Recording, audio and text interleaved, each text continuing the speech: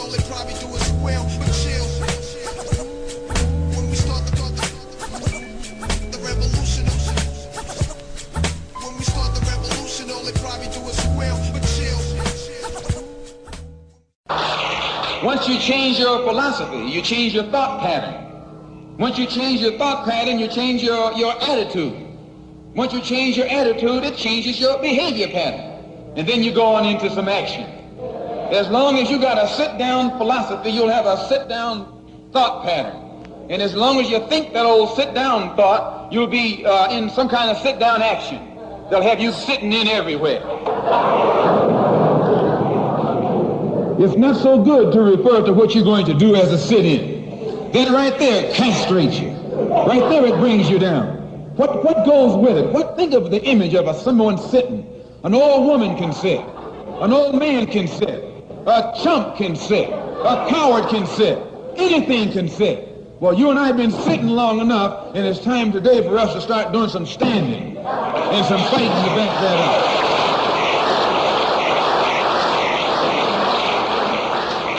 When we look at other parts of this earth upon which we live, we find that black, brown, red, and yellow people in Africa and Asia are getting their independence.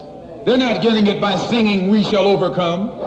No, they're getting it through nationalism. It is nationalism that brought about the independence of the people in Asia. Every nation in Asia gained its independence through the philosophy of nationalism. Every nation on the African continent that has gotten its independence brought it about through the philosophy of nationalism. And it will take black nationalism that to bring about the freedom of 22 million Afro-Americans here in this country where we have suffered colonialism for the past 400 years.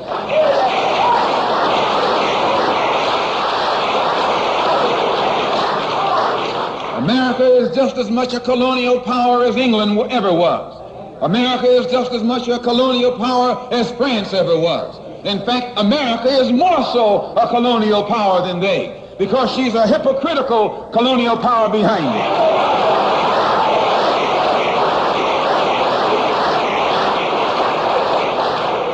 What do you call second-class citizenship? Why, that's colonization. Second-class citizenship is nothing but 20th century slavery. How are you going to tell me you're a second-class citizen? They don't have second-class citizenship in any other government on this earth. They just have slaves and people who are free. Well, this country is a hypocrite. They try and make you think they set you free by calling you a second-class citizen. No, you're nothing but a 20th century slave.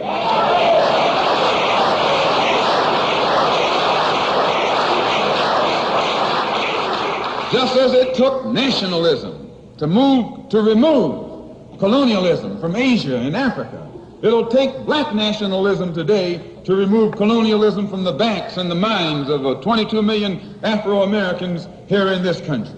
Looks like it might be the year of the ballot or the bullet.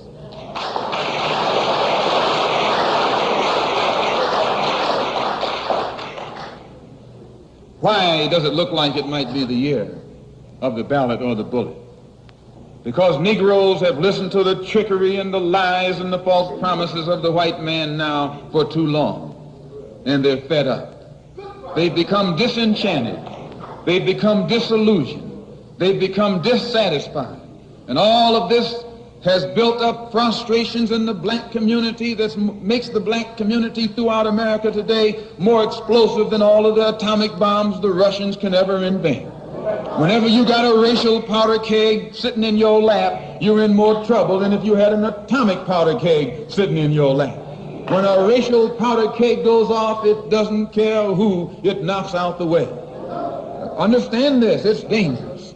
Because what can the white man use now to fool us? After he put down that march on Washington, and you see all through that now, he tricked you, had you marching down to Washington. Yes, as you marching back and forth between the feet of a dead man named Lincoln and another dead man named George Washington, singing "We Shall Overcome."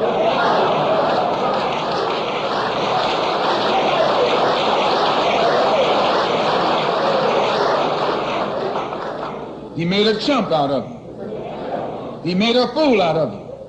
He made you think you were going somewhere, and you end up going nowhere but between Lincoln and Washington. So today our people are disillusioned. They've become disenchanted. They've become dissatisfied. And in their frustrations, they want action. You'll see this young black man, this new generation, asking for the ballot or the bullet. That old Uncle Tom action is outdated. The young generation don't want to hear anything about the odds are against us. What do we care about odds?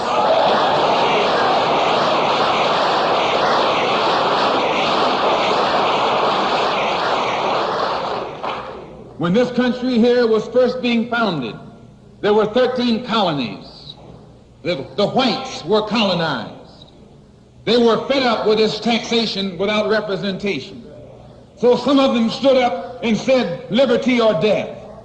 Though I went to a white school over here in Mason, Michigan.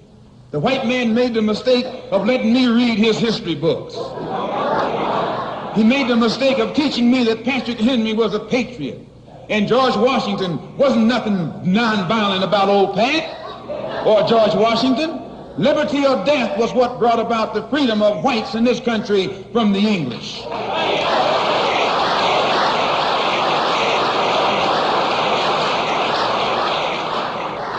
They didn't care about the odds. Why, they faced the wrath of the entire British Empire. And in those days, they used to say that the British Empire was so vast and so powerful when the sun would never set on it. This is how big it was. Yet these 13 little scrawny states, tired of taxation without representation, tired of being exploited and oppressed and degraded, told that big British Empire, liberty or death. And here you have 22 million Afro-Americans, black people today, catching more hell than Patrick Henry ever saw.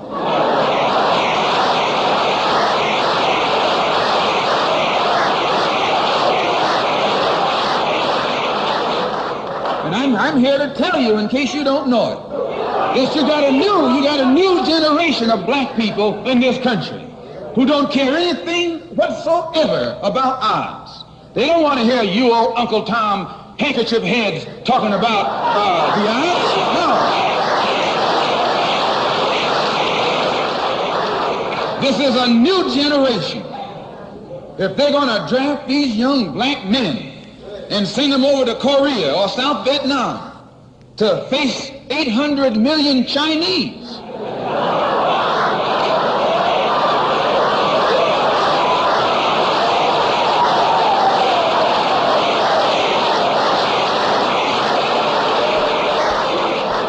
if you're not afraid of those odds, you shouldn't be afraid of these odds.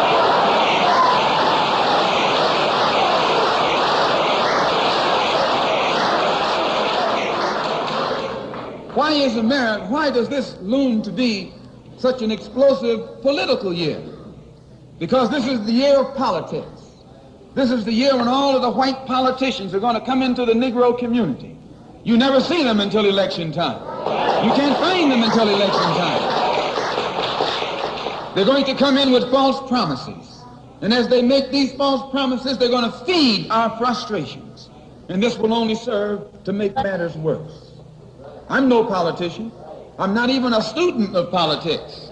I'm not a Republican, nor a Democrat, nor an American, and got sense enough to know it.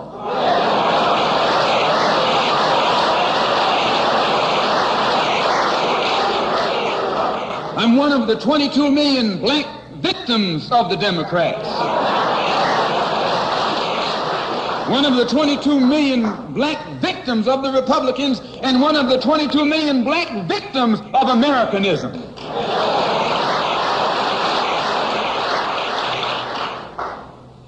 And when I speak, I don't speak as a Democrat or a Republican, nor an American. I speak as a victim of America's so-called democracy. You and I have never seen democracy. All we've seen is hypocrisy.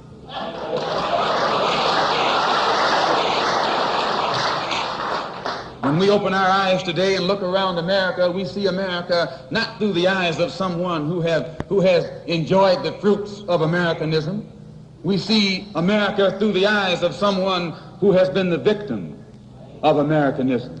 We don't see any American dream. We've experienced only the American nightmare. We haven't benefited from America's democracy. We've only suffered from America's hypocrisy. And the generation that's coming up now can see it and are not afraid to say it. If you go to jail, so what? If you're black, you were born in jail.